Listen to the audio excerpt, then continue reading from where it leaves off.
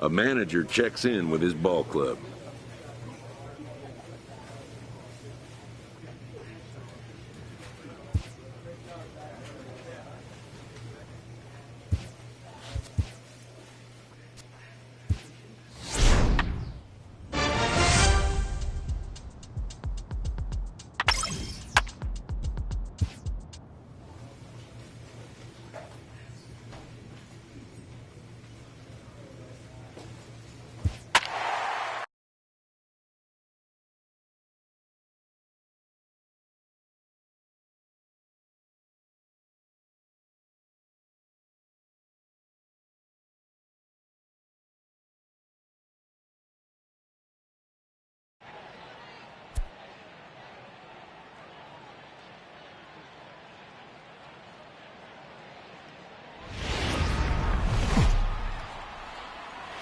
About set for baseball now on the show as we welcome you to Yankee Stadium here in the Bronx. Tonight, the opener of a 3-game series between the Chicago White Sox and the New York Yankees.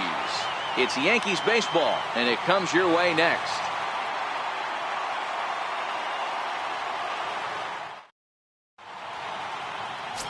Jesse Padilla gets the ball for the Yankees in this one. What do you have for us on him, Danny? Boy, this guy was unbelievably good in his last one. Struck out a ton of guys in an amazing performance, and all of his pitches were working. Let's hope he brings that A game back with him in this one. And that'll bring up the shortstop, Tim Anderson. He'll get us started in this one under the lights. Shortstop, Tim Anderson.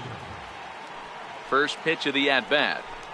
First of 3 here on this Tuesday night as the game's first offering is taken for strike 1. And as the Yankees get started here tonight, guys, they come in looking to make it 2 in a row as they were winners last time out. Yeah, Matty, we had a saying in Texas, hit or get left behind. And that's exactly what this team did in their last game. Scored a bunch of runs, but good approach at the plate, working the ball to all gaps, line to line. This team swung the bats well. I'm going to be looking for that again in this one. Now a moment here to check out the White Sox starting lineup. Dan, who do we keep an eye on? Well, Matt, the guy to watch has to be Jose Abreu. He's got a batting average of over 400 with runners in scoring position coming into this one. I love watching him in those situations because he gets really dialed in. Hopefully we get to see some of that today.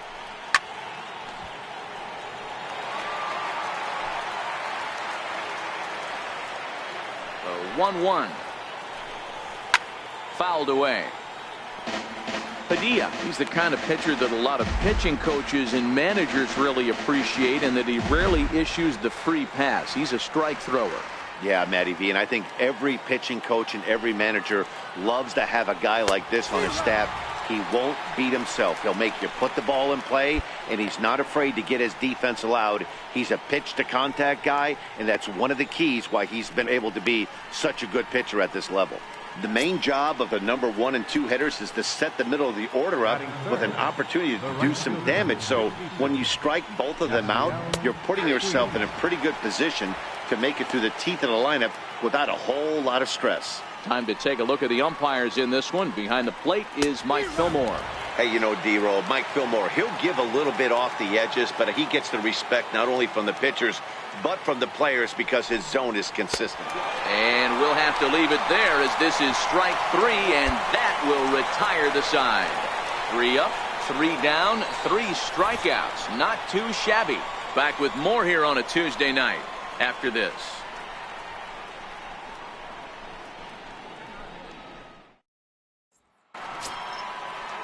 So here's the slugging first baseman Jose Abreu now. He was 1 for 4 in Sunday's affair. First pitch coming. Here it is. Late that time for a strike. Abreu swings the bat and throws from the right side and stands at 6'3". He's currently on a 1-year deal, so he stands to be a free agent at the end of this season. I know you have to have teammates on base to drive runs in, but this guy has had a knack all year of coming through with clutch hits at the right time to put his team on top or come back in some big games. He leads the team in RBIs as he approaches the final push towards free agency. So he got him swinging. Jose Abreu goes down to become the first out here in the 2nd inning. All right, here's how the Bronx Bombers are going to set up defensively today. And guys, what I want you to focus on today is this is one of the new age teams in the game that really rely on statistics and the numbers. And the numbers tell them that they're a better team defensively, moving guys around and shifting as much as they can. Swing and a miss, and he needs a little discipline here. 0-2. Every time you go out there to start a game on the mound, you hope to settle in quickly and get into a groove, and he's definitely done that so far in the early going. Looks like he could go pretty deep into this one. Count moves to a ball and 2 strikes now. The 1-2 is a wave and a miss. He struck him out. Pretty textbook breaking ball for the punch out right there. Got it to bend a lot, and by the time it got there, it had fallen completely out of the zone. Not much you can do with that pitch. There's a strike at the knees. 0-1. Still looking for our first hit in the ball game. A wave and a miss.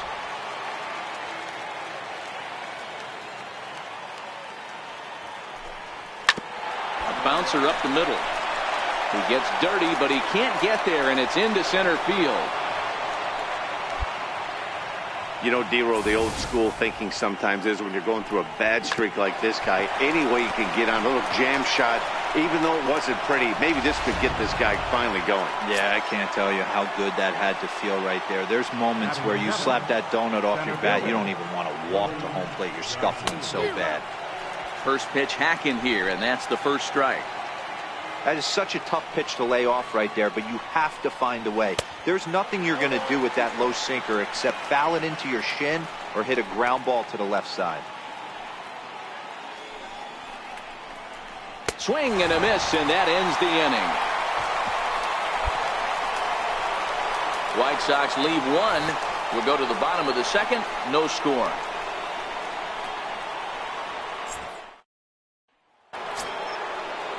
Alan Hansen the next to bat, and he's a guy looking to break out in a big way. Hasn't been getting the results he or his club have been hoping. Swinging a ball hit on the ground. Throw to first in time, and the leadoff man is gone to start the third. Kevin Smith will be next. Batting ninth, the catcher, number 30. First delivery to him on the way. Right through it here, and he's behind 0-1. Third inning, no score to this point. Boy, he comes back with a beautiful pitch there, and he's dominating this at-bat. It's 0-2 now. I'll tell you, if I'm on the hill, I'm throwing that changeup again. Didn't look like he picked it up very well out of his hand. Fastball, strike 3 called as he couldn't pull the trigger, and there are 2 away. Boy, this guy has really good stuff so far in this one. How about 7 Ks, and we're just in the middle innings of this one. If he continues this up, this could be a real solid performance. First pitch on its way. There's that little sinker right over the outside corner.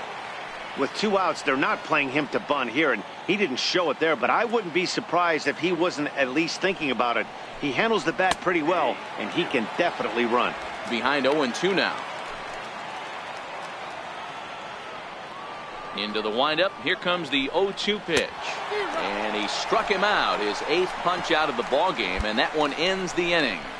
Down in order go the White Sox. Home half of the third coming up. No score.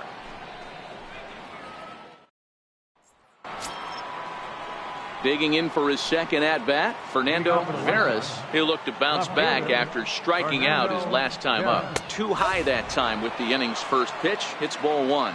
Still all zeros in the run column here in the 4th inning. Dan, does this continue, or does somebody score here?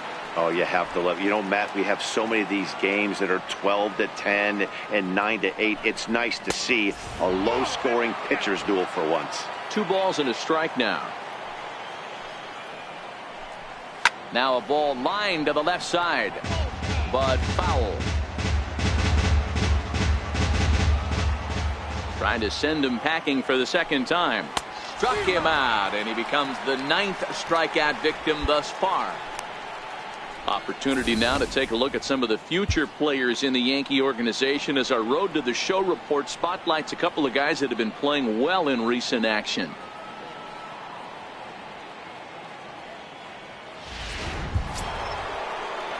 Stepping into the box, Yasiel Puig. He was a strikeout victim in his first try. Infield in the overshift here. Now the pitch. Lifted down the line in left. And that'll get down for a base hit. He'll get it into second. And he's able to hustle his way up to second as he'll reach here with a two-base hit. Hey, after that hit right there, Dero, that extends his hitting streak to 6 games. Yeah, no doubt about it. 6 days in a row with knocks will help you sleep better at night, Dan. Ready to deliver. Here's the first pitch. A swing and a miss at the good old Uncle Charlie. I mean, this is the classic case of ambush tactics at its finest, but this is getting a little ridiculous. I'd like to see some of these guys in the lineup work the count a little bit and find themselves on base and maybe drive this guy's pitch count up. And he struck him out. So double digits now. 10 strikeouts for him thus far. That's 10 strikeouts for him now. And I'll tell you, he could rack up quite a few more before he's done. Still a lot of game left in this one. Up next for the White Sox. Next up is the sneaky pop of Nicky Delmonico, looking to put the ball in play here. He went down on strikes in his first at-bat. 0-1 count. Here it comes. Just a tick behind for a strike. Just don't understand the game plan right here. Walking up to home plate, you had to think you could potentially be pitched around. But now you find yourself down 0-2, and it's a battle. 1 ball and 2 strikes to count. And yet another strikeout here. His 11th of the ball game, and this one ends the inning. Fair to say, oh my goodness, these folks are not headed for a career on Broadway. Don't go anywhere. More Tuesday night baseball after this. And here's the big left-handed bat of A.J. Reed. He'll start off the 5th in this one. Ready with the first pitch. Here it comes. And that one stayed too low, apparently.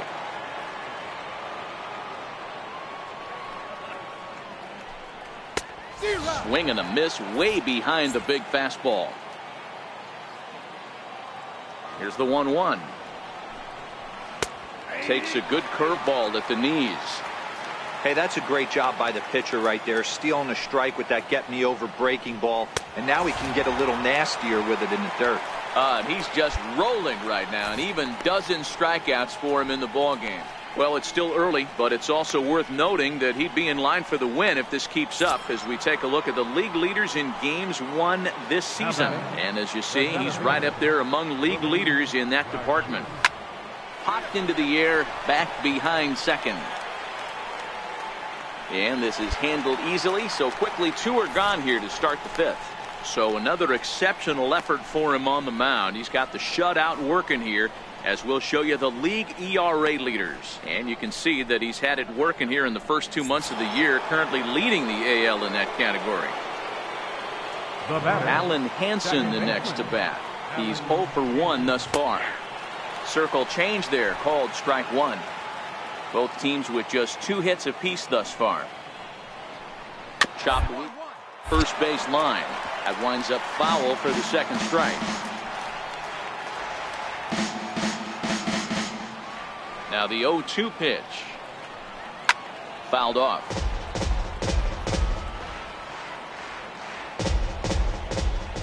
The next 0-2.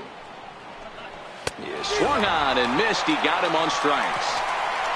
Pretty painless half of the inning all told. Last half of the 5th coming up. The Yankees lead it 1-0. Kevin Smith will be next. He'll start things out in the 6th for a lineup that really hasn't found its groove in this one. Yeah, only 2 hits so far, Matt, and not very many hard hit balls either. We'll see if they can start making some adjustments. The windup and the 0-1. On the first baseline. Oh, and it eats him up a bit. And the recovery's a quick one as he gets his man at first. Good composure that time to record the first out of the inning. And that'll bring up the shortstop, Tim Anderson. No hits for him to this point, not unlike many of his fellow teammates. Took a little off, and it's in for a called strike 1. To me, getting ahead 0-1, it's the most important pitch in the game, Matty. It puts the hitter on the defensive. I can only think of myself being in the batter's box. When I'm sitting 1-0, I am all over the gas, or I am allowed. opportunity to sit on something without fearing going 1-1. When you're down 0-1, your head's on a swivel. And he'll take it to the bag himself for the out.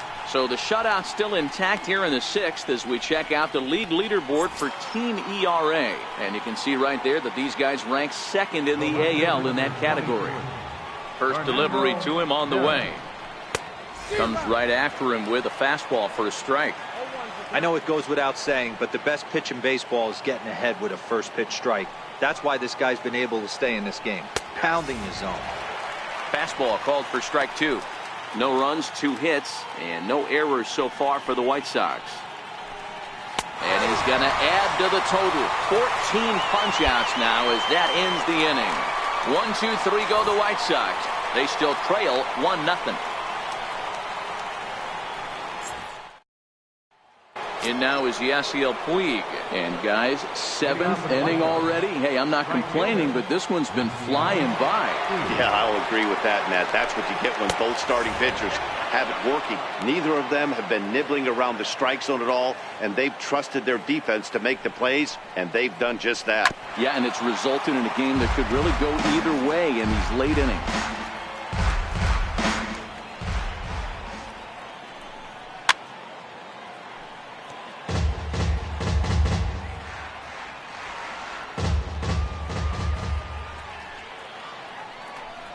Got him. And that's number 15 for the ball game.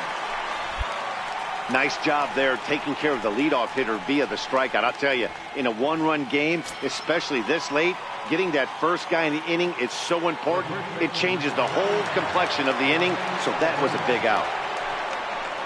The knee buckler, and he swings and misses at it. A ball and a strike now to Jose Abreu. No runs, 2 hits, and no errors so far for the White Sox. And he goes with the pitch here and drives it the other way to deep right. Judge going back on it. On the warning track, he makes the catch.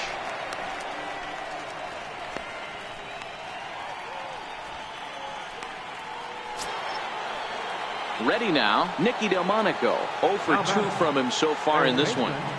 Ready with the first pitch. Here it comes. Strike 1 to start the at-bat. Bases are empty here with 2 men out. Sinker, 1 ball, 1 strike.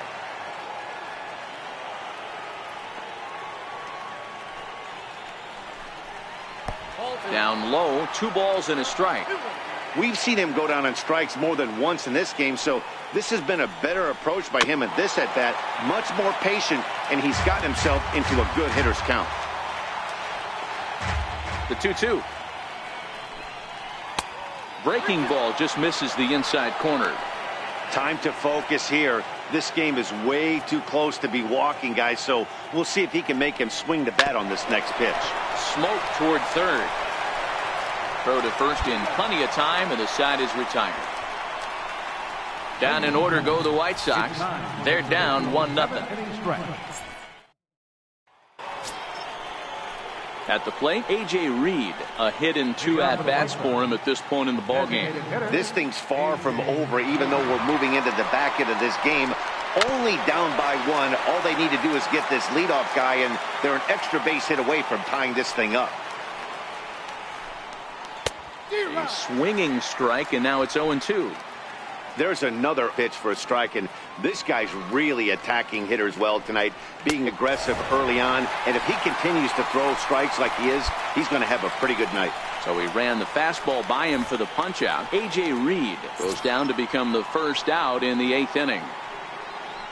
Up next for Chicago, Willie Garcia. He was retired after popping out in his last at-bat.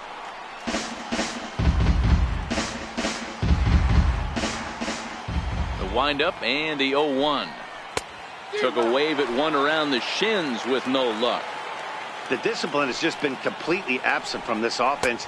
Seems like they're always finding themselves behind the count, and a big reason why is they're swinging at all kinds of stuff that's not even in the strike zone. And another one. Strikeout number 17 in the ball game as he keeps racking them up. Man, this guy's on his game today, not only when he's throwing strikes, but how about the amount of strikeouts? What's even more impressive, No walks up to this point, so he's pounding that zone with strikes, and he's making these hitters swing the bat. Now batting. In now, Allen Hansen. As the first pitch to him is in there for a called strike one. 0 for 2 for him to this point. Swinging a soft liner. And that'll get down for a 2-out single. So the 2-out base hit, and the top of the inning is still alive. You know, D-Roll, there's been some great pitching in this one so far. After that knock, that's only the 3rd hit of the game, and we're getting late into this one. Yeah, they always say you got to tip your hat to the opposition sometimes. Well, I think this offense is tired of tipping its hat. They got to start to swing the bats a little bit better. That's their 3rd knock of the game. I know it's late, but maybe they can get something going. Hey, he looked like he was a little bit out in front on that breaking ball right there. The body can go a little bit. If he was able to keep his hands back a little bit, he might have been able to do some damage with that pitch. Looking to punch him out again. The pitch goes down and gets it as this is bounced to short. Reined in. Throw on to first, gets him, and the side is retired. A man left for the White Sox. It remains 1-0. Back to the top of the White Sox lineup now, and stepping in, Tim Anderson. And Dan, he and his fellow top-of-the-order hitters haven't really offered much help for this lineup so far. No, your 1, 2, 3 guys are the ones you look to generate a lot of action, and they just haven't been up to the task so far in this one. Still time for them to turn it around, though. We'll see if it happens. Can't get around quick enough, and that'll move the count to 1-1. And it's 2 balls and a strike for Tim Anderson.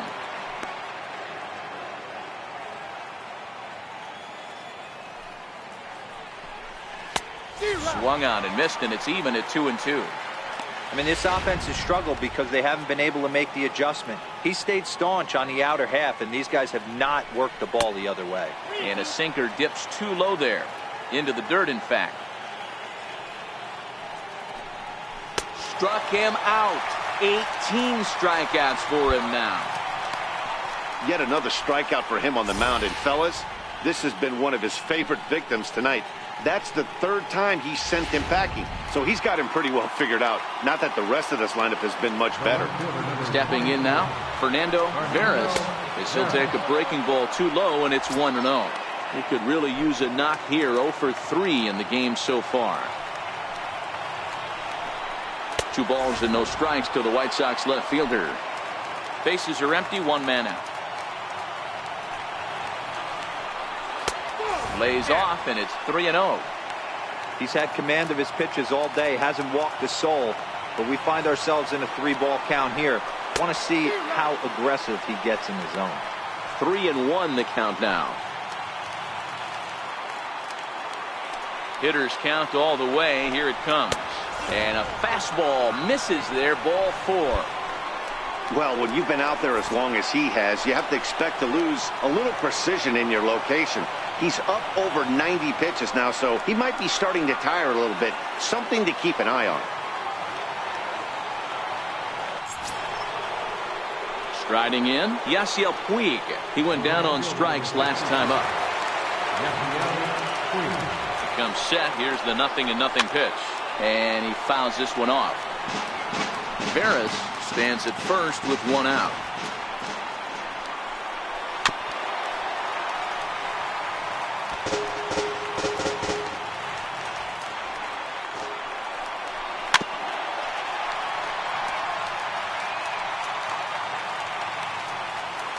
Here comes the 0-2 pitch.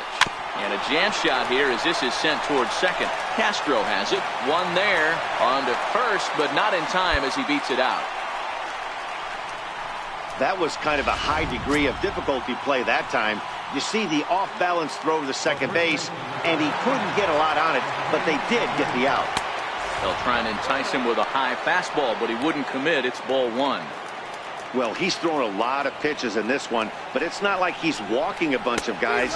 Only 1 free pass to this point, but they're still making him work really hard. 1-2 now as that one's fouled off. Crowd of over 39,000 on their feet. And he strikes him out to end it here as they were able to get the possible tying run to the plate, but could not cash in. Yeah, and we knew he was in a groove from the first inning, and he just kept this thing rolling and rolling and rolling. They couldn't get anything going against him. A dominant performance with a complete game shutout. This evening's game finishes 2-0 the final score. The Yankees earn the victory despite only collecting 4 total hits. Jesse Padilla earns win number 7 on the season, and it's a dandy, a complete game 3-hit performance. Carlos Rodon struck out 10 in the losing effort. So that's a wrap here tonight. For Mark DeRosa, Dan Plesac, this is Matt Vasgersian. You've been watching MLB The Show. For more, find us on Twitter at MLB The Show. On 4 hits, no errors, they left 5 men on base. The White Sox, no runs, 3 hits, no errors, they left 4 men on base. Time of the ball game, 2 hours and 30 minutes. Our paid attendance here tonight at Yankee Stadium, 53,000.